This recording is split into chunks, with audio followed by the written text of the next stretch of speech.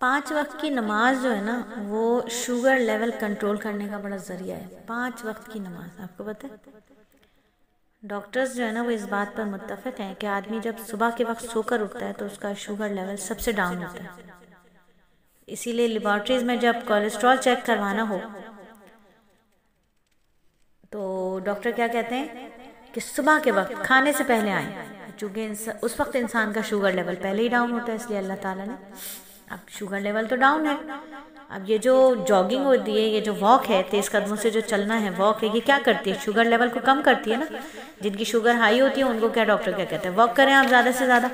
اب اللہ رب العزت کی حکمت دیکھیں کہ صبح ہمیں کم ایکسرسائز کرنے کا حکم دیا.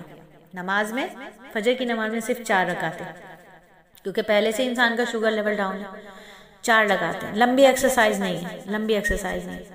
بھلے قرات جتنی لمبی کر لی جائے لیکن ایکسرسائز یعنی ورزش صرف 4 رکعت. اس کے بعد ہم دوپہر کا کھانا کھایا، خوب پیٹ بھر کر کھایا. کھانا کھانے سے شوگر لیول اوپر چلا گیا تو اب 4 نہیں پڑھنی، اب 12 پڑھنی. 12 رکعتیں پڑھو کیونکہ ایکسرسائز زیادہ کرو، کیونکہ اب اس وقت ایکسرسائز کی زیادہ کی ضرورت ہے. اب اگر ایکسرسائز کریں گے تو کیا ہوگا؟ شوگر لیول کنٹرول ہو جائے گا. 12 رکعتیں پڑھنے سے پھر شوگر لیول کیا ہو گیا؟ کم ہو گیا. پھر اثر میں 4 رکعتیں آپشنل کر دی. ہاں 8 ہیں، پڑھنا چاہو تو تم 8 پڑھ لو، لیکن 4 پڑھو لازم. 4 نہیں پڑھو گے تو تمہیں معاف کر دیں گے، کوئی مسئلہ نہیں. 4 فرض ہیں ان کو پورا کرو. پھر عصر میں کسی کو بھی بھوک لگتی ہے، تھوڑا بہت چائے کے ساتھ کھاتے ہیں، شام کی چائے میں کچھ نہ کچھ کھاتے ہیں تو شوگر لیول تھوڑا سا پھر ہائی ہوتا ہے. پھر 7 رکعتیں پڑھ لی مغرب میں. پھر مغرب کے بعد کیا ہوتا ہے؟ عشاء کا کھانا کھاتے ہیں. مغرب کے بعد کھانا کھاتے ہیں، بھاری کھانا کھا لیتے ہیں، زیادہ کھانا کھا لیتے ہیں. اب 7 رکعتوں کا گزارا نہیں ہوا، اس لیے اب کیا کہا؟ 17 رکعتیں پڑھو. اب دیکھیں یہاں زیادہ کھانا کھانے کے بعد دوپہر میں تو 12 رکعتوں کو حکم دے دیا، لیکن یہاں زیادہ کھانے کے بعد کیا ہوا؟ 12 نہیں ہے، 17 ہے. وہاں ہم نے کیا کرنا ہے؟ کھانا کھانے کے بعد ہمیں جاگنا ہے، اور بھی ہمارے چلنے پھرنے کے بہت کام ہے، لیکن عشاء کے بعد ہمیں سونا ہے. تو بہت سارے لوگ ابھی بھی ایسے ہیں جو عشاء پڑھتے ہی سو جاتے ہیں. عشاء سے متصل سونا سنت ہے.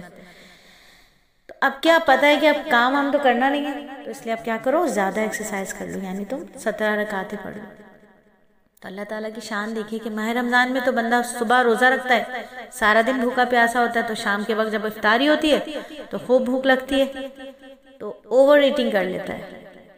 شیک بھی پی لیا، جوس بھی پی لیے، کھانے بھی کھا لیے، خوب کھا لیتا ہے، خوب کھا لیتا ہے. شوگر لیول ایک دم سے ہائی ہو جاتا ہے. بہت اوور ایٹنگ کرے گا تو اللہ تعالیٰ فرماتے ہیں اب تمہارا کام 17 سے نہیں چلے گا، اب تم کیا کرو؟ 20 رکعت تراویح بھی پڑھو تاکہ تمہارے جسم کو صحیح سے فائدہ ہو.